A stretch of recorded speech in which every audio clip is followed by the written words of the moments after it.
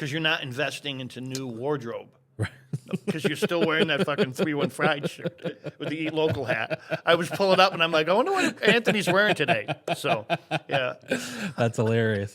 I know. I've got Eat Local shirt, the same shirt, but with an Eat Local New York patch. Yeah. Have you seen the shirts that I've started putting out on our store? No. So the 315 shirt or? No, so Eat Local. So there's this company called Printify. Yeah, I know who they are. I've seen them, yeah. Okay. So it makes merch like great because you can just easy merch. Yeah. And I've sold a couple shirts in the past week, which is cool. And golf shirts or no, like t-shirts. Yeah, cotton. Yeah, I don't do the cotton t-shirt. Fat guys, it's hard to because I sweat and you get underarm pity sweat. Yeah. I like the dry fit or the golf shirt. This was super something. I forget what they call it. Super soft style. Yeah. Soft style shirt. So the shirt, oh God, I think you're gonna crack up at this, I think. Eat Local? Yeah. So like I designed the shirt, came up with there it is. So the shirt says fuck off and die. Nice. And perfect. like it's a friendly, pizza slice. Yeah. Right. So I sold some of those. And then I made. You doing a collaboration with some middle schools? Yeah. So they can sell shirts and you can get a buck a shirt or give back to them? Yeah. So then the folks over at Stay Fresh down the hall who did the new logo for me, they made those icons. I had them make a pizza slice version of me. So fat. Oh, with wow, glasses that's cool. And then I made a bunch of shirts that says, "Trust me, Yelp sucks." Yeah. That's better. Yeah. So, so maybe I'll start wearing those. I've got some of those coming. But yeah, I know. Why not so many podcasts? Just being busy with like creating the content over the last year for Instagram, and more focused on the gram. I was, but things have drastically. I'm hip when I call it the gram. Every time I call it the gram, Michelle from Nebraska like rolls her eyes at me. Yeah, so. I feel like 30-year-olds cringe anytime a boomer says that. Yes. Instagram has tanked over the last like month and a half, 2 months. Yours or overall in general? Overall in general. So like there was a big study of 10,000 Instagrammers, and from 1,000 accounts, from like 1,000 follower accounts to over 1 million follower accounts. And 76% of them said that they had a massive decline in their Think it's TikTok? reach. No, so Instagram changed their algorithm. So 2 months ago, if you posted a reel on Instagram, a video, it went like wildfire, right? And you could reach, a shit ton of people, non-followers. They stopped pushing that, and now they're trying to get people to post a little bit of everything. So like if I go on Instagram right now, I can take a picture and post it. I can post multiple pictures that you scroll through. I can post a video. I can post a story. Why do you think they're doing that? They just want people to use all of their stuff instead of like just being a video first platform. Who knows why they're specifically doing that, but it made so many people's engagement just drop. So if I posted a video 2 months ago, I could pretty much guarantee it would get seen between like 10 to 20,000 people. Right. Today, if I post a video, I'm going to be lucky if it hits like 4,000 people. No shit. Yeah. So if you're a business who's trying to, get the word out about what they do and who they are and where they are and stuff, what do you do? TikToks, Instagram, Facebook, Facebook ads. What do you? Before I would say do everything, and today I would kind of say, focus in on one platform and just be really good at that. If that's Facebook, that's Facebook. If it's Instagram, it's Instagram. If it's TikTok, it's TikTok. They each have their different pros and cons, I would think if you're good at little short videos and you have some good people around you and some cool content, whether it be making a drink or employees that are, social and outgoing, or you're an outgoing person, TikTok seems to be the way. They're short, quick, and you get a lot of engagement quick. I don't know the algorithm to see if people view them, but it seems to be the way to go. I don't know if there's a way to tell if it actually drags people to your restaurant or to your place. But so John Page has a story because I dig on John's posts. I watch a lot of his stuff. He does. I don't know if he does it himself or he hires somebody. So I think he posts. If I'm speaking out of turn, maybe I think John posted himself, but he hires Jess Montgomery from Stay Fresh, which is just down the hall from me, to do a lot of their photography. And Jess is, I'd say, definitely one of the best food photographers in Syracuse, without question. One of the best photographers, without question. She's very talented. And from what I understand, like affordable. So you get like really high-end photos and you're not going to be paying like thousands of dollars. So John, like 2 or 3 years ago, had somebody, he was like this, it was like a mentalist, this guy that's local. He's like a, illusionist. Yeah. And you know his name or Dustin something. Oh. He has like a typical trick where like he like takes you give him a quarter and he can bend it, like hold it like this and bend it in half with his mind, Yeah. Okay. Right. I actually have the bent quarter in my drawer that he did because he showed me the trick in person and I kept the quarter. But anyways, he went into 3 Lives for Dinner one night and like did a video of something cool that they did. And it got, I think, like over 1 million views. And I asked John, I was like, well, have you noticed a business change? And he said that he'll get, I don't know if it's still the case, this is like 1.5 years ago, but he said he would get a couple people a week that would come in and reference that video. People that That's cool. Traveling through, business people that are in Syracuse, Canadians that come down. So the trick with TikTok is if you're going to do it, you have to, have a website where you sell merch, so. So there's a way to monetize it. Yeah. Yeah. So like, let's say you get a follower in Missouri and they just fall in love with your content and follow you, and they're not going to fly to Syracuse to come eat at your restaurant. Yeah. But if you have a T-shirt that they can buy and support you that way, maybe they'll do that. So that's really kind of the caveat with TikTok. That makes sense, yeah. I wouldn't suggest TikTok for a local restaurant unless they were really great at another platform also. So if you, gotcha. So if you're like Rise and Shine and you've got your Instagram account on lock and you have your plan. They do a very good job. Right. Plus, it doesn't help that, what's his name from Donut Guy or Cake Boss? Cake Boss, just came there. And so did William Fishner. Came there too, yeah. I think that's the second time that actor's he's been there. Yeah. I don't know how they get a table. She's packed. I know. All the time. I haven't been there in a while just because I don't go to, it's a shame. I don't go to places that kind of don't need my money. I should support them more, but there's places I know are really busy and they're great people and great restaurants. And I know they're going to be busy on a Friday or Saturday night, except Cider Mill. We went there for our anniversary because it's fucking amazing and they do a really good job. So there's a couple of them out there that we'll go to anyway, but I try to go to ones that maybe need the help. Did you get the pork chop? Yeah, I got the pork chop. It was fucking amazing. And the cider donut. I don't think I've had the cider donut there. That's the only reason. I mean, that's the reason you go. Yeah. You have to get that at the end of the meal. It's like going to Francesca's. You got to get the butter cake. Yeah. Or Sant'Angelo's and get Chris's cake, so. Yeah, they do a great job Sam's over there. Sam's cake, yeah. They've got a great bourbon selection. I saw he posted like a Pappy Van Winkle flight. Him and my brother became Facebook friends because really? my brother's a big bourbon guy. He's got money, so he's got bourbon everywhere. And him and Dan were like, Dan was looking for a bottle of something, or Ralph was looking for a bottle of something. They were connecting each other. They gave each other their cell numbers, and they're texting each other, finding out where they can connect and get bottles of stuff. Yeah. So I mean, talking about the power of like social media, there's a guy that I follow on Instagram and TikTok. It's called The Drunk Baker, and he posts videos of him like making bread at home or calzones or pizza or croissants, and for some posts, and then other posts he does cocktail recipes. And I think he went to Syracuse like years ago. I think he's like maybe early 40s, late 30s, but he lives in Denver or something like that. And somehow I follow him on Instagram and we've DM'd back and forth, and he just sent me a DM. He was like, "Hey, do you know a Nick Pascal?" I was like, yeah. He goes, "Nick connected with me somehow, saw my content, and followed me, and just sent me 2 bottles, like a bottle of rum and a bottle of bourbon that I've been looking for." Oh, that's pretty cool. Yeah, so it's kind of wild, Yeah. I mean, the internet does a lot of good things. Yes, not always bad.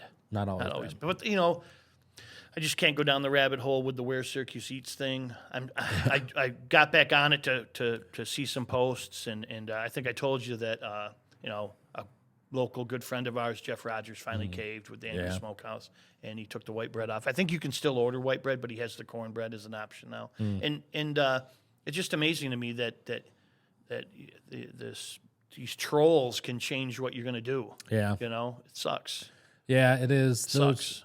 I mean, I go back and forth with it because, like, margaritas, the times that they, have always gotten slammed on where Syracuse eats. Some, like, I've heard through the grapevine, the owner has said he's never been busier.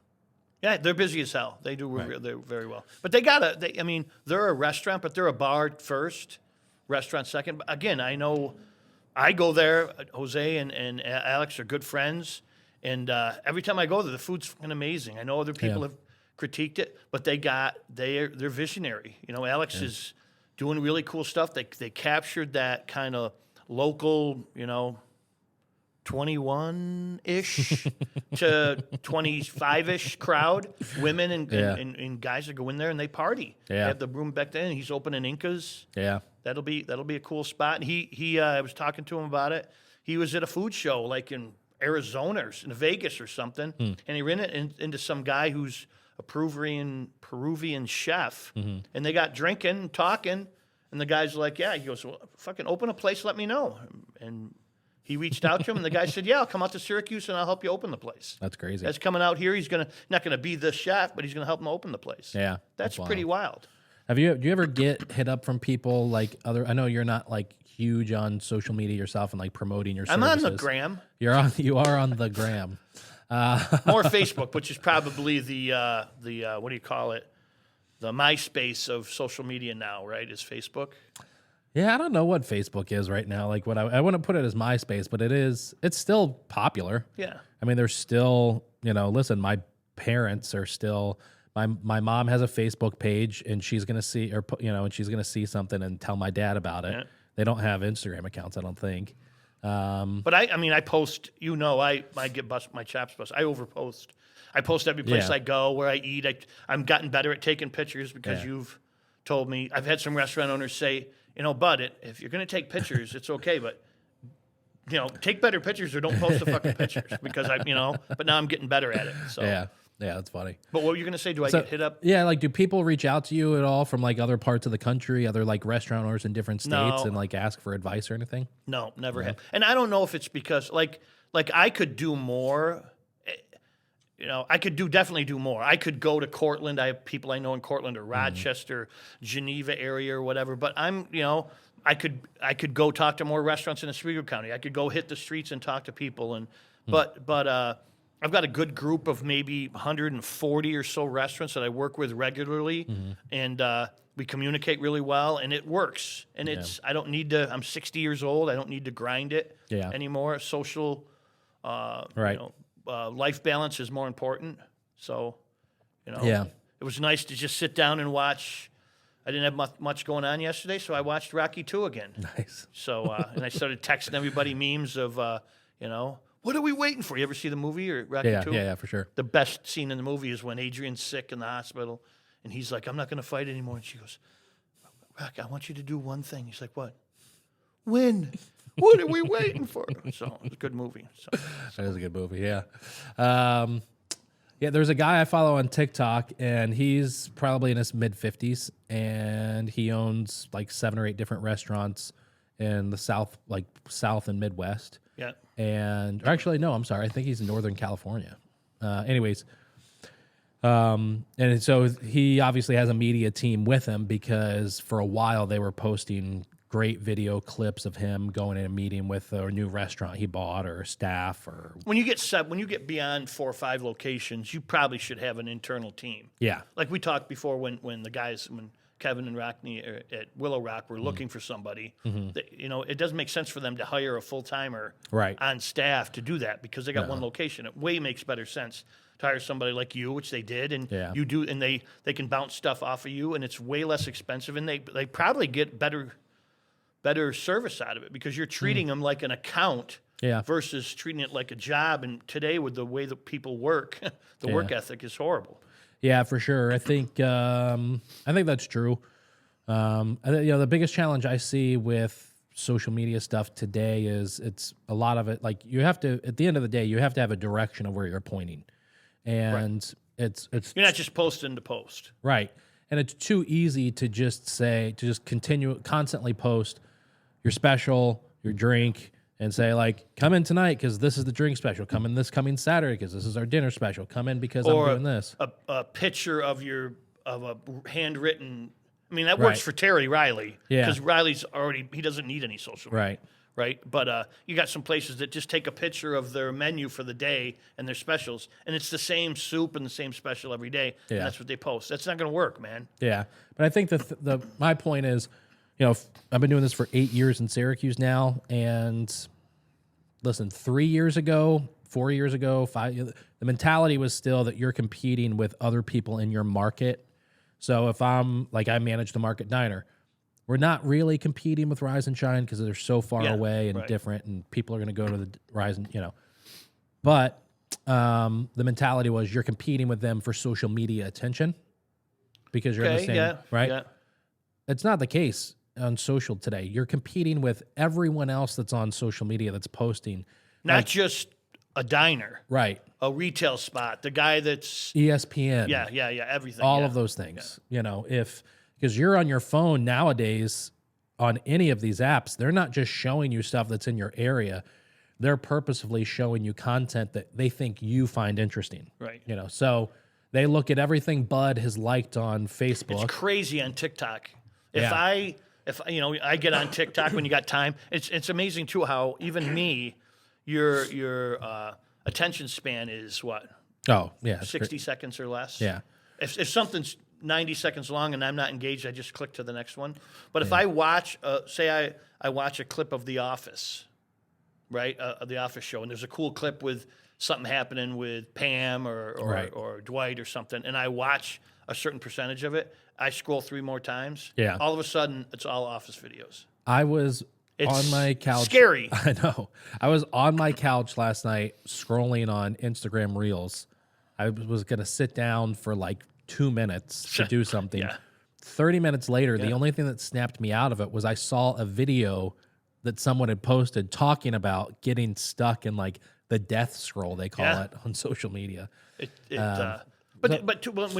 What you do, you can do. You could go to Rochester or Albany and do what you do, and it works because you're posting stuff and content, and people see it. With me, the challenge with working with a restaurant in Rochester or Indiana or whatever is the benefit of what we do locally is it's local. So it's a local credit card company. It's a local linen company. It's a local soda company. All these businesses are local, and they're willing to decrease their pricing off what they would see in the street. I mean, I don't want to name drop some places and get people in trouble, but the linen company that I have, when it comes time for somebody to renew on their contract, and maybe they're not attached to my contract, and they are, Paulie Messina is a good example at Apisa. He was with our local linen company, and he was not attached to my pricing because he had signed his agreement outside of me. Gotcha. Paul and I are friends. We work together, and it came time for him to renew. And when he went to them to renew, he was like, fucking price is way too high. So they're like, well, and they can't, my pricing is on a national scale. The local people don't have the ability to just sign somebody up under it. They have to come to me and has to sign under me. So the local sales manager called me up and said, hey, man, do you know Paul at Apisa? Yeah, I know Paulie. Well, we need him to renew his agreement, but I think your pricing will save him. So we took his exact bill and matched it with my pricing versus what he was paying already after 3 years on a contract. It was $185 a week less. That's wild. Same thing with Nestico's, the same thing with some other places where it's been less expensive. Now, the shame is that I can't just drive around behind that linen truck and sign everybody up. I got to wait for them to reach out to me. But anybody in my group should be. The shame on the other side of it is they don't realize I have places right now that can renew and save $50, $80, $100 a week, and for whatever reason they're not coming. They're it's too good to be true or something. They don't think they don't see the value in group buying. When we all get together, I can leverage suppliers to a better price. I guess that's why, that's kind of what I was talking about with people reaching out. Like the few times I've been mentioned in like Syracuse.com or a couple Christmases ago, I was on like a couple of different radio shows. I had people that would send me a DM or an email and not ask like work with me, but just ask for advice or I had a food truck in like Kansas reach out and say, Oh, shit, yeah. hey, do you know how commissary kitchens work? And so that's what I was wondering, if like people reach out to you just for advice or anything like that. I think they could more. My wife gets mad because I don't charge anybody. Yeah. Like, there's places I work with today who maybe don't do anything with me, but I've offered advice. And sometimes the advice I offer cuts. There's a certain location, 2-location place that I went in to try to help him with one thing, and it cost me another thing. It cost me the business I was already doing with him because the company that he was already working with, Cisco, came back to him and offered him some great program that they never would have offered had I not brought something to him. So then I lost the business I already had with him, which kind of sucks. That guy, that operator out of Northern California on TikTok, one of the things that he does is a weekly TikTok live where he has a banner that says like, $1 billion in revenue and restaurant revenue or something like that, to like just let people know that he's like an expert. And then it's open to anybody, but restaurant owners or managers or employees or chefs will get in the comment section and just ask him advice. Oh, that's and cool. he'll respond to it right there on TikTok live. That's pretty cool. Yeah. And he's an old guy too. Yeah, old guy, yeah. But I think part of the challenge, I've been doing this a long time with independent restaurants, is a lot of people get into their mode and they own the restaurant, they're the boss, they're the person, and you work with a lot of these people as well. They don't want to ask for help. Yeah.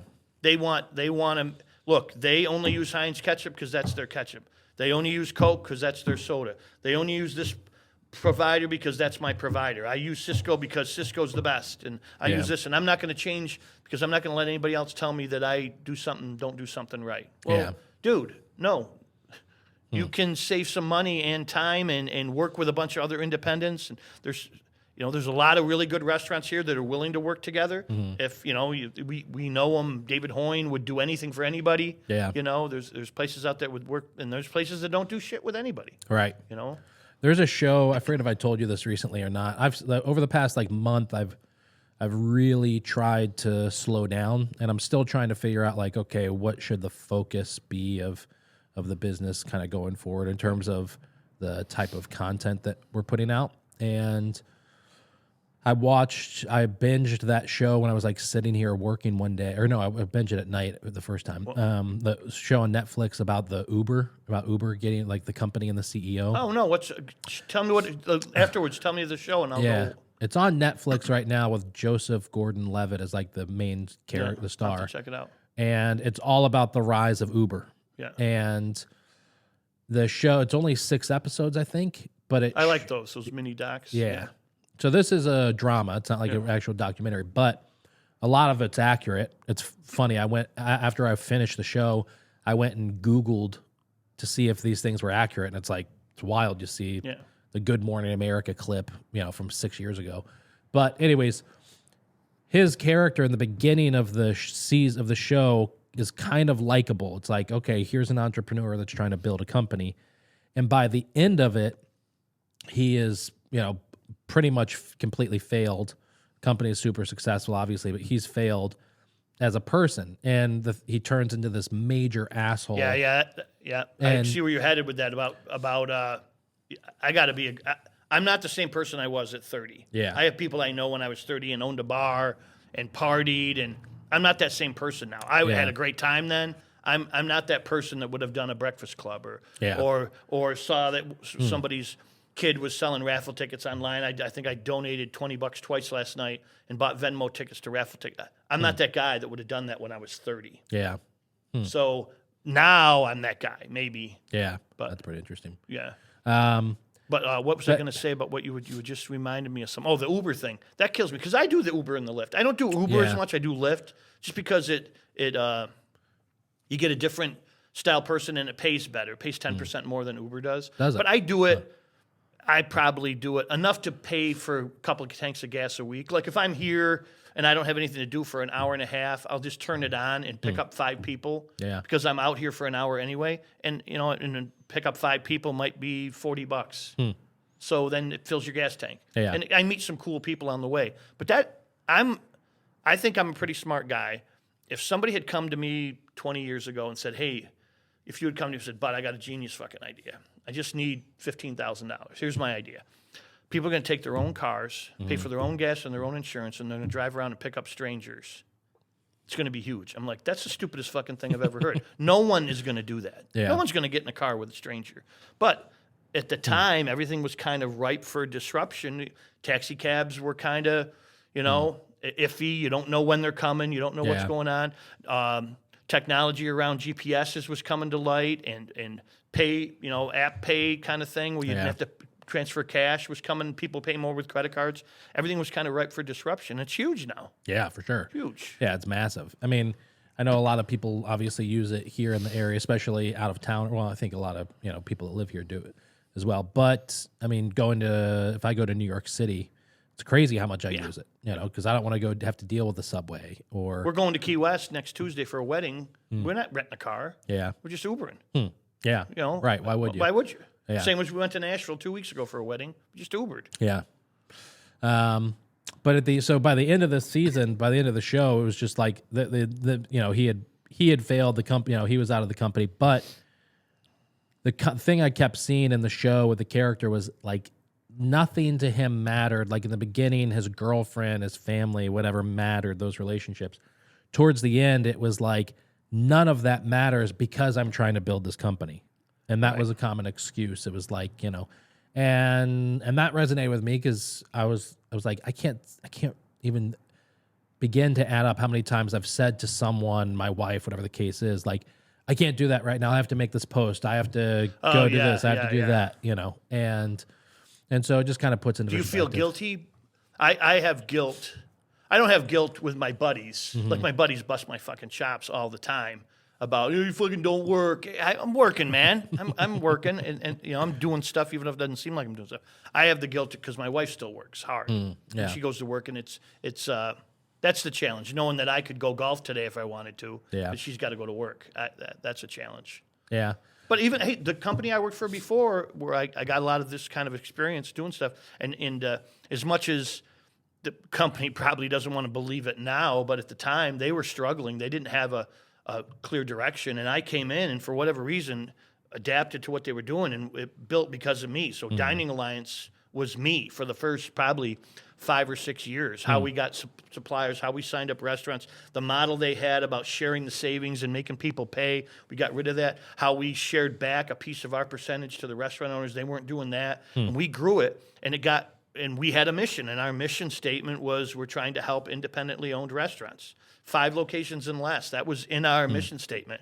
And, 10 years in, it kind of changed a little bit, and we started finding ways where there was a lot of money out there. And 14 years in, 15 years in, it just changed. And the owner of the company just became greedy. And his whole persona changed about helping the independent. I didn't change. I was still trying to help the independent.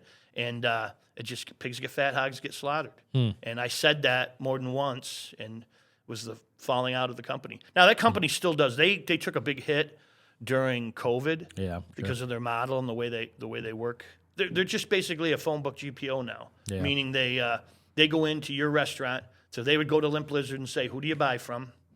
We work with a company called Avendra who has all these manufacturer deviations and rebates back on Heinz ketchup and Ken's salad dressing, et cetera. We're going to sign your supplier up, and they're going to give us all that information. We're going to have all your buying information, and then we're going to collect the money that you didn't even know was there, and then we're going to give you back a piece of it. And it's tens of hundreds of millions of dollars. That's crazy. And it got so big, that piece of it, that was just easy to get an account number on a piece of paper and send it in, and sometimes not as ethically as maybe it should be when you're sitting there across from me and I'm getting the number from you. And then they stopped worrying about the fact that isn't really saving that restaurant any money. How come we're not helping them organize locally and get a good deal on their paper company or food, or finding a way to market so people go to these independent restaurants, or getting ideas from them? We stopped doing all that. That's wild. So because money changes people. Yeah, for sure. You would take $1 million if somebody wanted to buy your company. Yeah. Do you think it'd change you? Or? If I had $1 million, I don't think so. It would probably make me think I knew more than I do, or I was like. I heard a great quote it was a TikTok, so it has to be real, you know. But it was either TikTok or YouTube or something video thing talking about winning the lottery. I play the same numbers in the lottery. I've been playing them for 15 years, so I can't stop. My wife gets mad, but I can't stop playing the same numbers because if they come in, I would have to commit suicide. So we talk about what would you do, you know, and fantasy land kind of stuff. So I read something, and I checked it on the internet, so whether that means it's true or not, they said that if a couple wins the lottery, 64% of the men stay with their wives. 70% of the women leave their husband. Really? Isn't that crazy? That's wild. That's wild, isn't it? That the men stay with the wives if they win the lottery, but the women are the ones who leave. I would have thought that would have been completely opposite. Yeah. That's crazy. My wife and I were just talking about that. And I don't know why, because neither one of us play the lottery or anything, but we had. What would you do if you won? Well, we don't play, but what would you do? Yeah. Right. It was like if we had $1 million. Oh, you know what it was? It was a coworker of hers had a home in Clay and sold it to Micron for $1.4 million. Jesus. Micron approached them and said, "We want to buy your house. Here's what we're offering." And it was like maybe a $300,000-$400,000 home. Take it and go, man. And so she had $1 million, and in my head, I'm like, so she quit? She was like, no. What are you gonna do with $1 million these days? It was like, if you're smart enough with that $1 million, you could quit and live, you know. And you may not go live in a mansion, but you could find a way to live for the next 20 years on $1 million. Well, it isn't. It's like they tell you, you can make $1 million or you can make 60 grand a year. Who lives better? Right. Yeah. Who lives better, the guy that makes $1 million or the guy that makes 60,000?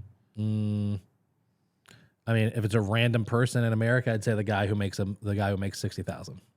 You know why? You know what it depends on? It doesn't depend on how much you make. It depends on how much you spend. Yeah. So if you're making $65,000 a year and you own your house and it's a couple $100,000 house and you own a car outright and you're cool with the 5-year-old car and you don't go out fucking drinking and partying every day, 65, 70,000 is good.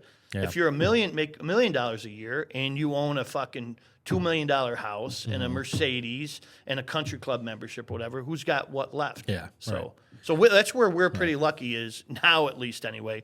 We don't spend a lot of money. Yeah. We go out a lot, you know, so that's where we spend most of our money. We go on vacation a couple times a year, but we'll go out and eat, but we don't drink at home. We only drink really on the weekends. I play golf, but I got a membership. Yeah. Our house we owe a year left on our house, you know, car payments. We don't have student loans or anything like that. So if you can live within your means, you can do well. Oh, for sure. Yeah, I mean, my wife and I, it was like kind of a big moment in our marriage the other day because we both said that we would do the exact same thing, which was if we had $1 million after the taxes on the gains, $650,000 or whatever left, we would buy a house, we'd buy her a new car, and we'd put the rest in like a savings account. Yep, nice. That's exactly, that's all we would do. Because, you know, that big $400 million was out there for the mega or whatever. So I asked Kim, I go, what would you do? So I asked her, and she goes, what? I go, how much would you give Zach, my son? Because I'm thinking, you're $40 million, $400 million, you give him $40, $50 million. Yeah. And she goes, why would we give him anything? I'm like, what? She goes, well, like we'd pay off his bills. I go, so he owes like his house and his cars or whatever, and maybe he owes $250,000. She goes, maybe we give him $300,000. I'm like, we got $400 million. You're giving Zach $300,000. You give him $40 million. So I called Zach. I said, what would you do if you won $400 million? How much would you give me and your mother? Oh, $40, $50 million. I'm cool, man. Not that it's happening, but it tells you where the fucking perspective is. My wife is cheap, man. That's hilarious. Cheap. But again, you don't want to. I mean, you don't want to give your kid so much that he doesn't want to work. We're saving. I mean, it's not enough for that, but we're saving, $400 or $500 a month right now for Anthony. The plan is we're going to do that until he's 20. And when he's 20, we'll have $120,000 for him that we can either say, here's the money to go towards college if that's what you're going to do, or if you want to start your own business and you have a business plan and, like you show whatever that you have a good head on your shoulders towards it, you can have the money for that. So, do you think college is, did you go to college? I did, but not for this. I went for sound engineering for one degree, and then I went for theology for the other one. So I think the experience of college is what helped me, but it wasn't the classwork and it was learning how to be an adult kind of stuff in college. And the personal relationships part was 6.5 years. It took me 13 semesters to get my 4-year degree. So I went to like 5 different colleges. But I don't think it's a smart investment for a majority of kids today. I think you're 100% right with the way the world is today and everything today that I think a kid could start his own business with some guidance. Yeah. And spend, I got a buddy, my golf partner, Dave, his son, Nate, played basketball at college, went to Cas, and got a degree in sports management, but was never really going to do sports management, I don't think. And Dave retired from the fire department, and they flip houses. Oh, and they nice. have a house, they rent and flip houses. And they could have saved $80,000 of college money, and Nate could have started out and just bought his first house and started flipping it. Yeah. Would have been made more sense. hell yeah. So, Yeah. I think I learned the most in college. It was like when I went for sound engineering, it was sound engineering. When I went for theology, it was theology. When I lived in Texas as a way, because I didn't make a lot of money, and so when I lived in Texas as a way to like make extra money, I put an ad on Craigslist to teach like a creative writing course, because I used to do some ghost writing just randomly back then. And nobody ever showed up. I remember I had my first thing was like, "Hey, I'm gonna teach us. We're gonna meet up at Starbucks at 7 p.m. on Tuesday." Nobody showed up, but I got an email or I got a message from somebody off that post saying, "Hey, do you by any chance work with college students on classes?" And I was like, "Well, what do you need?" And they needed a 10-page research paper, and so written for them. So for 3 years. Or you cheated the system. 2 years. So what would happen is where I lived in Texas, it was Fort Hood Army Base. Yeah. Fort Hood, that's where my brother went. Oh, my really? brother went to Fort Hood, yeah. My younger brother. So, biggest Army base. Yeah, it's huge. I think, in the world. I think it's in the world. It's definitely in the country for the United States. So many people would get into the military, spend their 20 years there, and get out and stay there. But they come out of being in the Army for 20 years. They have no plan on what they want to do outside of it, but they're retired, and they have the GI Bill that will not only pay for their college, but pay them to go to college. Yeah. So now they can take the next 2 or 4 years and relax as they're trying to get back used to being a civilian and go to school and then maybe get set up for a job after that. Well, a lot of them have zero intention of going to college to get a degree and whatever to then go start another career with that degree. A lot of them are just doing it so they have that break. Right. And so a lot of business administration courses, but I think I had 8 different students that were taking everything from like business administration courses, and you were doing their work? And so some of them, they would just say, "Hey, here's a 10-page research paper on this topic that I have. Can you write it for me?" And I would do 100% of the work for them. Other students, and this was more common towards the end, they would be like, "Hey, all right, next semester's coming. What classes are we taking?" And I would sit there. Oh my gosh, kind of a guidance counselor. But no, because they were asking me what classes I wanted to take for them. Oh my God, not them. What classes you wanted to take? Oh my God. So I had two. Oh my God. I had 2 students that I was for 2 semesters. I was logging in every day. Do you remember their names? No. I still have one of the books. It was a mother-daughter. It was like the mom was in her 40s, had gotten out of the Army, and was doing it, and the daughter was like 22, who's going to the same college.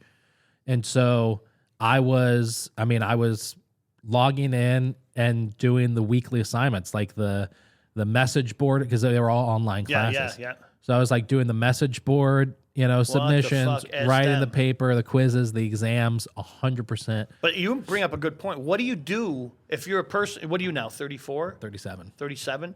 So for 30 years or however long it is you've been working, right? All of a sudden you don't work. Yeah. It's hard for me sometimes. If I don't have something going on, it's what do you do with your time? Yeah. Especially if you were in the Army. Yeah, you're accustomed to a set up schedule. Now you don't have anything to do. That's what people get in trouble. Time off is for sure trouble. Well, that's what I think part of the problem now is how you're going to get these people to go back into the workforce that are working remote. It's still such a massive issue in our industry of restaurant owners and food service hospitality of staffing. It's bad. It's terrible. It's terrible. Still, like it's making people. I in the last 10 days. I've had 3 people come to me who are done. Wow. They're like, I want to sell. I want out. I don't want to be here anymore. How many people? Three just in the last 10 days. Three separate owners. Wow. They're like, I got to sell this. I can't do this anymore. I'm working too hard. Yeah. You know, and you know, New York State changed the law. You know, September 17th, you have to post. If you post for a job anywhere, you have to put the range for pay as of September 17th. Okay. So if you're paying $17 to $20 an hour, Yeah. you know, 2 years ago, everybody was all up in arms about, oh my God, man, how are restaurants going to make it? They keep raising the minimum wage every year. That's not even a fucking issue anymore because if you're not paying somebody, what's it going to be, 15 and a quarter or whatever, 15.40? Yeah. If you're not paying somebody 15.40, they're not fucking coming to work anyway. No. There's nobody out there working for 15.40 unless you got some high school kid doing dishes or a part-time, you know, that kind of thing. Even McDonald's pays more than that to start. Yeah. It really is. It's and they don't even want to come. I don't know what they're doing. Yeah, they don't. Yeah, it is. There's a restaurant, Panini's online. I mean, or Panini's downtown. He posts. It seems like once a week. Yeah. We're going to be closed this day. Staffing issues. Yeah. Sorry, we're going to be closed tomorrow. Staffing. Well, issues. Here's another thing I just saw, and I Googled it to see. So, guess how many school teachers there are in the United States? High school teachers. I don't know how many. 800,000. Okay. And 55% of them are women, which kind of makes sense. There's more women than men. So you got, 425,000, 400,000-ish female high school teachers in the United States. Guess how many OnlyFans models there are in the United States? 350,000. There's as many Instagram models. That's it? In just the United States. There's 2 million... I would have guessed there's like 5 million OnlyFans models.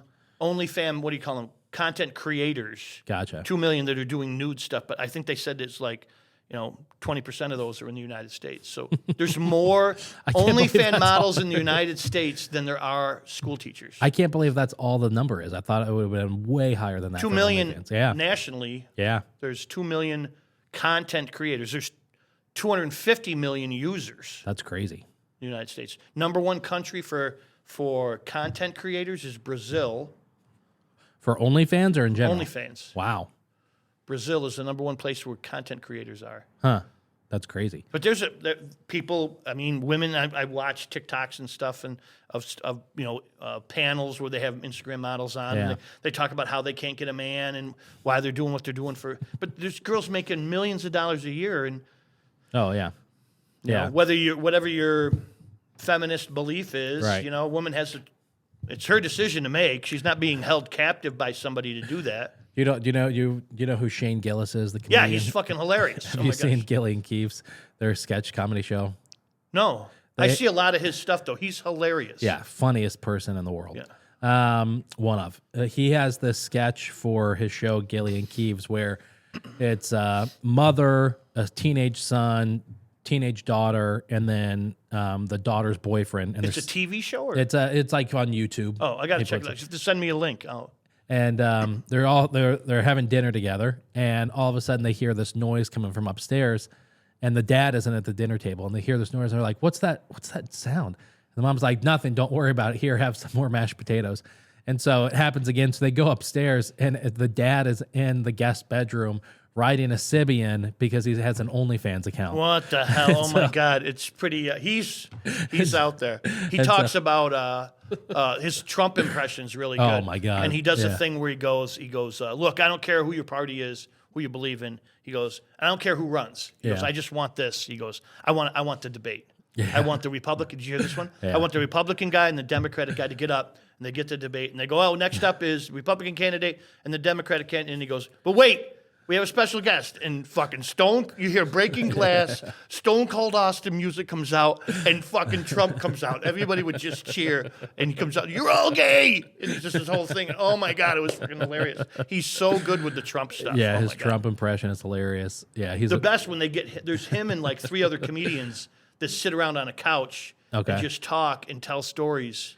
It might be with Andrew Schultz on Andrew Schultz is one of them. He's pretty funny too. He's hilarious. But they just bust each other's chops hard. Yeah. Like Bill Burr, they just go crazy with each other. You would probably love the Kill Tony. I don't know if you know who Tony Hinchcliffe is. No. He's a comedian. So there's this show every Monday night. It's on YouTube Live, and it's a late show, but you can watch the old ones. But it's called Kill Tony. So it's a podcast, but it's a video cast. Yeah. And it takes place at Joe Rogan's comedy store in Austin. And so it's the host Tony Hinchcliffe, and then he has like 1 or 3 guests on that are other comedians or celebrities. And Shane Gillis has been a guest. He's so funny. What they do is they pick all these comedians sign up, and they put all their names in a bucket, and Tony Hinchcliffe pulls a name out, and if you get selected, you get 1 minute on stage in front of like 100,000 people watch these episodes on YouTube, wow, yeah. and then there's like 500 in the crowd. You get a minute on stage to perform stand up, and then afterwards, if you suck, like you get interviewed by the panel for like 5 or 10 minutes. And there's been comedians in the past like couple of years that were like living in their car. Matt Rife. Yeah, and now he was nothing. Right. Now he fucking sells out places. It's insane. So these guys have gotten on the show, done so well that they've gone from living in their car to now like selling out tours and traveling with Joe Rogan and all these guys. But you'd find it because Tony Hinchcliffe and Shane Gillis and Andrew Schultz, they're all in kind of like the same group. It's absolutely hilarious. My son went and his fiance went and Jenna went to during COVID. They went to those drive-in shows. Yeah. Where they had the comedians. What's the Burt whatever guy? Yeah, Burt Kreischer. And who's the other guy that kind of looks like him? Tom Segura. Tom Segura had a great bit where he said, because they kind of look like each other. Yeah. So he goes, I go to this book signing one time for the other guy, for Burt. Oh, really? And they thought he was me. So he goes, I just started signing fucking books with That's Burt's hilarious. name. So he was going out saying, yeah, I'm Burt, and he's signing books with his name because they all bust each other's chops. That's pretty funny. They all do. Without the internet Yeah. and YouTube or whatever going, those guys don't exist. Yeah, for sure. So I think there's something in that. I mean, like to jump back to the beginning of what we were talking about, there's something in that with like restaurants though, because it's not enough. I mean, don't get me wrong. I don't think many restaurants in Syracuse are going to get to like 1 million followers on TikTok, right? Happen, no. But I think that there's definitely, if a restaurant looks at their social account, like the stuff that they produce in a similar fashion of saying, okay, my job isn't here to like sell someone. I mean, you're a little different because, you're connected to so many restaurants, and so am I. But the majority of the population out there who come to these restaurants every night, they aren't going on social media saying like, oh, I wonder what the special is at the Brasserie or at Limp Lizard or at, whatever restaurant it is this week. They're going on there to either like check in on family and friends and see if they're posting anything. I've seen or be entertained. I've seen my buddies, maybe it's my demographic or whatever, because I share. If I've had restaurants that I don't do anything with who've been upset with me because I don't share their content. Well, look, man, I'm sharing the content. I have a limited audience, so if you're working with me, I'm going to work with you. So I'll share your content. And I've had buddies that go, "Oh my God, I had a buddy who went to the Altmaier Hotel. He lives in Fulton, works at Mimi's, and said, you keep showing me a picture of that fucking chicken parm. I had to go check it out. So because they see that. Yeah. I think maybe I'm wrong, but I think a bigger thing now is I think people are still going out. They're back to going out I don't think they go out as much as they did pre-COVID. Yeah. I don't think anybody's maybe there's a select few like hyper liberals out there who still wear masks, but no. I don't think that there's anybody out there who's not going out because of COVID. No. I think they're not going out right now because it's wildly expensive. Yeah, it's expensive because minimum wage is higher, for sure. Costs are higher, inflation's made things higher. And I think, Chris Sesta from the In-Between made a good point. He said during COVID, people bought fucking pizza ovens, they bought grills, they built out on their deck, they started inviting their friends over on Saturday nights and, doing these little parties, and all of a sudden they're like, hey, you know what? Yeah. This is pretty cool. I had all my friends come over, and now they're still doing that. I have friends that have camps that have a pizza party on a Saturday. I think my buddy Dan, he bought a beautiful, crazy pizza oven. He has a camp up in Fairhaven. They'll cook 80 pizzas on a Saturday. Wow. 80 pizzas. Yeah. I know pizza shops that don't do 80 pizzas, I mean, my wife and I typically, we order delivery pizza every Friday night. It's like our thing. Where do you go? We had this conversation before. So we're on the north side. So, we've got Pepino's. We've got, I think it's called Little Max or whatever it is. We've got Change of Pace. We have Pizza Cutters. We have East of Chicago.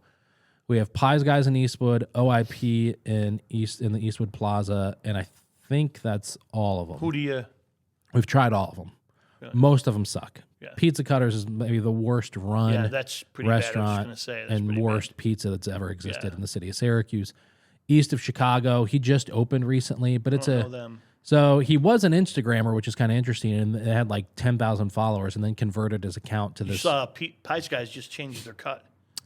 Yeah, they used to cut Twin Trees style. Now they went back to cutting. So a buddy of mine runs the one in Eastwood, and Who's that? His name's Jeremy Cooper. Okay. I shouldn't say a buddy of mine. I went to high school with him. Yeah. Oh, he's the manager there. Yeah. Yeah. And I posted that because we ordered from them a bit, and I posted that hey, they set up. He was like, we still cut it. You just have to ask. Yeah. I'm a Twin Trees guy, but we've had this conversation with I think Jeff at Twin Trees and Danny Tome and Jen from Trappers 2 and myself and other people have where's your pizza go to? It's different. Right. Where do you go for a slice is not the same place you go for a pie. Yeah. And a pie at home is not the same as a pie eating. Right. So if I'm going to eat a pie at the location, I go to fucking Bricks Fabria in Cortland. Robbie's the coolest guy I know. Yeah. And it's brick ovened. I really like it on premise. That's a place. Pizza's a place that I would go because I like that brick oven slice. Abioco's really good. What's that? Abioco. Abioco, Amano. Great brick oven pizza.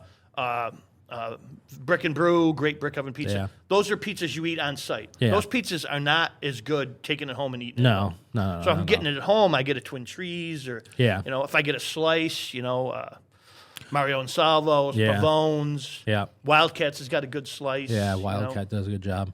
So.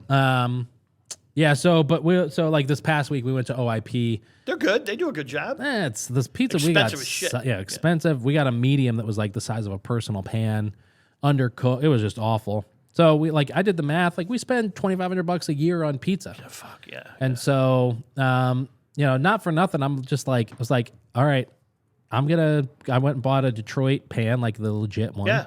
And I was like, I'm gonna make pizza for the next month at home on Friday nights instead, and see if it's as good or better than going out and wasting $30. The best pizza, honestly, in the area. I love not Pizza Cutters. I love Pies Guys in Eastwood. They do a great job. But the one that's right around the corner from us that has a great bar pie is Change of Pace. Really? I don't think a Change of Pace is to go to. I'll go there for wings. Yeah, but my buddy Rob does the food over there. Yeah, they do a great job with the wings. But I'm telling you, a cheese pizza from Change of Pace, do not sleep. They cut it Syracuse style in strips. A lot of cheese on it. It's always cooked well. They do a great job. What's your go-to pizza toppings? We go back and forth from, it's weird, either black olives and mushrooms. Oh my God, you're a fucking weirdo. What the fuck? That's the craziest oh my God, you just fucking freaked me out. Oh my God, black olives and mushrooms? Jesus. Just black olives and mushrooms, or depends if it's Change of Pace, we get cheese. Sometimes it's veggie. My wife doesn't like, sausage and pepperoni on her Kim pizza doesn't either. or bacon. So, just. But I'm a pepperoni banana peppers. Yeah, that's a good combo. Solid. Yeah. For a pie, if I'm getting a slice, you got to go grandma's or a chicken wing or. Yeah, those are all good. Yeah. So. Yeah. All right. To a serious topic. Okay. What do you think the over/under is on restaurants that shut down between December 31st and May 1st? I don't think it's going to be any more than is normal, but really? I think we know the places that it's going to be. Really? I think that we've talked about this before. Restaurant-wise, I can think of 4 or 5 that probably aren't going to make it. I think breweries are in bigger trouble. Yeah.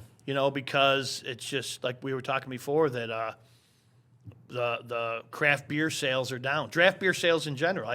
Mark Young, who owns Beer Board, was telling me that the old days of having 40 handles, 30 handles, 25 handles, you need 8, 10 handles and rotate them out. Having 30, 40 handles is not smart anymore. No, not at all. Because people aren't drinking You know, we had lunch with Kevin and Rockney the other day. Kevin had a great line back in COVID.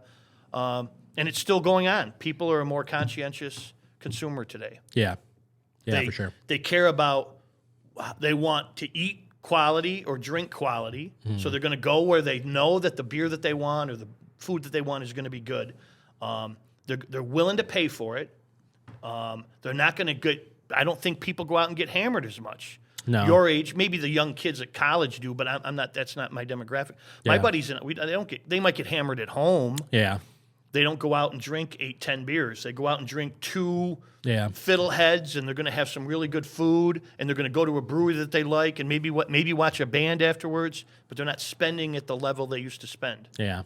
So because they're conscientious about where they're going. So I think breweries are hurting. There's just too many of them. Yeah. There's more opening, and I never agreed with the sentiment of if a craft brewery opens down the street, it'll bring more people into my brewery because, you know, they're going there and they say, oh, well, this place is down the street. Maybe I'll go. Maybe they have good beer. Never agreed with that. Somebody told us I think it was Dave Metrick, that from Dave from Full Bore, I think was the one that told me. Dave, what's Dave's last name? Not Metrick. What's Dave's last name? Merchant. And Timmy, when we had him on a podcast, was if you live in Eastwood and you're not a craft beer person, and a new brewery opens, and you go, well, I don't really like craft beer, it's kind of weird, but I'm going to go check this new place out, and you go, and all of a sudden you're not as intimidated anymore. Maybe in the next time you'll go to one in North Syracuse and one here, but I don't think that's happening. I don't think there's a lot of people that don't go to breweries anymore. No, I was never a big brewery guy. I go and drink whatever's on sour. Yeah. You know? Yeah, I mean, it's. Maybe I'll find $100 in the parking lot when I walk outside. Why, did it happen to you before? No, I'm just saying that's in the same category. Okay. I think I think part of the issue is just like there's too many options out there for craft beer, and so for like the average consumer, and the average consumer isn't really like everybody has their hobbies, sure, but the average person, and listen, who you're selling to is really like Joe Schmo USA. Like you're not really. Well, that's where social media should come in. I think if with a brewery more than a restaurant. But it's still, that doesn't really make that big of a difference. I mean, as a guy who runs social media for a brewery, I can tell you, like, you know, if you're targeting with an ad or like creating content specifically for a type of person, here's one thing that's drastically changed with social media. You need to create content for who you want in your business. Right. So if you're trying to target, you know, women who are, you know, 25 to 44, who are college educated, and maybe they're a mom, and maybe they work, and you know they're married, and they've got disposable income and drive a minivan, you would better be creating content for them. You probably shouldn't be posting like, so if you're a restaurant and you're doing it, then that's your audience. You shouldn't be posting like just food pictures. Right. You know, you shouldn't just be posting, you know, pictures of like steaks, right? Because that's not what they're going to eat. Exactly. Right. And so you really have to, and not only that, but here's the other big thing that comes into it. You have to follow, because how many restaurants out there follow their customers on social media? Almost none. True. Good point. Yeah. So Instagram, Facebook, TikTok, any YouTube, any social media platform, they show your content to the people that are similar to who you're following and similar to who you interact with. And you got to follow them back to. Right. So you made a good point is when you say who's doing a really good job locally here that's a restaurant with their social media, who does a really good job? I know who I want you to say, so. Yeah. All right. So I'll tell you what I know you want my answer to be. Okay. And I'll tell you what my real answer is. Okay. The answer you probably want me to say is like Rise and Shine. Yes. Okay. The real answer is no one. But here's what Rise and Shine does very well, I think. And there's other places, not just them. Is people are going there.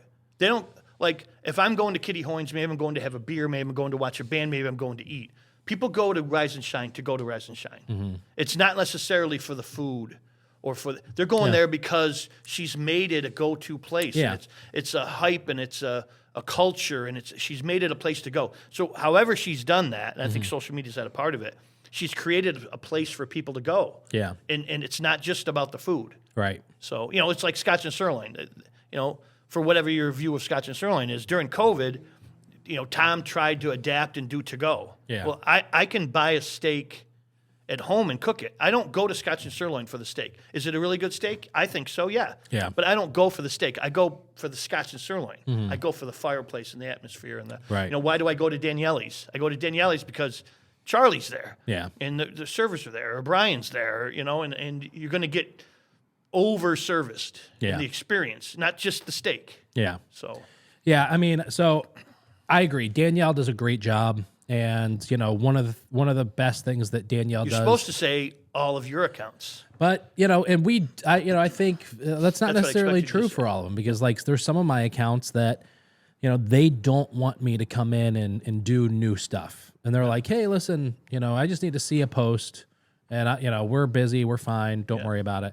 There's others that are like, I need you to change my business, and and then there's usually by the time they tell you that, it's too late. People come to me and go, oh my gosh, I'm $40,000 in debt. I don't have any business anymore. What can you do to save me? I can't do anything to save you. It's too late, man. Yeah. You should have been talking to me here, not here when it's done. Danielle does a good job because it's a lot. It's hype. Yeah. Whoever her photographer, videographer is, they do a great job of creating hype. But she also posts, because she has this gorgeous space. Yeah. So, and it lends itself, people want to take their picture when they're there. That helps, you're right. For sure. Yeah. And so she can use those photos to kind of show hey, these are the type of people that are coming here, which is great. She does a phenomenal job with that. And they do. Emerald does that. They're getting that kind of vibe at Emerald. They need the rooftop to open again. It's been challenging, but they're doing some cool events. Yeah. But they're targeting a specific core set of people that's not me, which is okay. Yeah. But that core that they're looking for, there isn't a lot of places for them to go locally. Yeah. But so my point is, so much of social media was never created and intended to be for businesses. It's morphed into that. Yeah. Social media was a place for you to get on and post a picture of your trip to Nashville with Kim and the funny videos. Or reconnect with somebody from high school and see what they're doing now. And, so that way, your brother and Zach and everybody can see, mom feel and dad like are in Nashville. You're with them, but you're not with them. Right.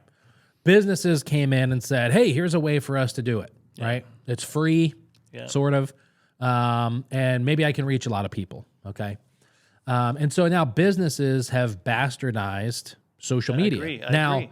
That's how these social media accounts make money, is they sell the ability to run an ad and get data and all that kind of stuff. But businesses have completely bastardized every form of social media, where you're online and you're scrolling and you're seeing the funny meme and, Shane Gillis, and then you're seeing something your son posted, and maybe your brother is playing golf in Arizona, whatever the case is.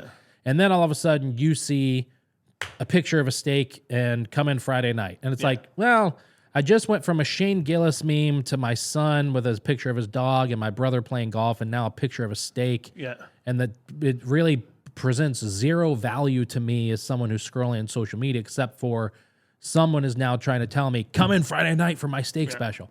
So I think that's where social media is changing in this way. 5 years ago, you were competing. If I was posting for the Market Diner, I was competing against Rise and Shine. Yeah. Today, I'm competing against everyone. Shane Gillis. Right. So now I have to decide, I should be doing this as a content creator, as a social media manager, but more importantly, as a business owner. I should be saying, okay, what's the content that I can post today that's relevant to my business, that connects with my customers, and that doesn't overtly slap them in the face with an advertisement? Overtly slap them in the face. The other piece is, now people are so polarized. If I have an opinion, a lot of restaurant owners, they don't want to be out there. They don't want to tell who their political affiliation is or whatever, because they're afraid of alienating somebody, because people are brutal right now. Although I was just in a restaurant before the podcast getting a slice of pizza as they're blaring pro-Palestinian rhetoric from across the pizza counter. I was like, was it a ethnically owned pizza shop? No. And I was just like, hey, wrong view. A, B, probably should keep your stuff. Like I was thinking about that. I was just sitting there eating my slice. I'm thinking to myself, like, bring back the good old days where people didn't talk about their political opinion. And well, you could and not like hate somebody. Right.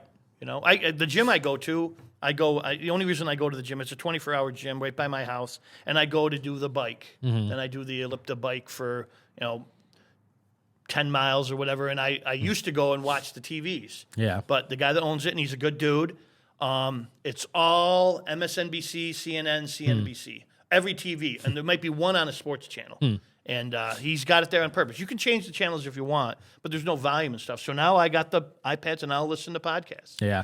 So yeah, it's crazy. I can't. There's a very popular restaurant in Syracuse that I've been wrestling with for like the last month because I follow the owner on Instagram, and the owner has been posting nothing but like anti-Israel, pro-Palestinian stuff on there. You have to tell me who it is after. Yeah, and I'm like, this is such an important restaurant, and I mean, it's not like I go there every week, but I'm like, I don't know if I want to support. I don't know if I want to give them my money. Problem, like, who are they donating to? Yeah. Now, I think that, and then, at the same time, I'm like, I just don't want to know any of this. Yeah. Like, make my pasta, make my food, serve it to me, make sure it's good, hire great staff, have great customer service. But don't tell me that you're a Cowboys fan or a Biden fan or a Trump fan or you hate Hochul or you're part of this, whatever. Yeah. I don't need your religious belief or, I just want to go there and get a meal. I don't want to know who you're supporting in the election. The world's changing. Yeah. So. Well, I won't take up any more of your time. Okay, cool. How long we done? Hour and 10. Oh, cool. That's good. Yeah. Cool. Thanks, man. I appreciate it. Awesome. Everybody is listening to this. You probably already do. But if you don't, reach out to Bud, restaurantqb.net. .net, yes. .net. Yeah. And Bud Loura on Facebook, and his phone number and social security number are... beep.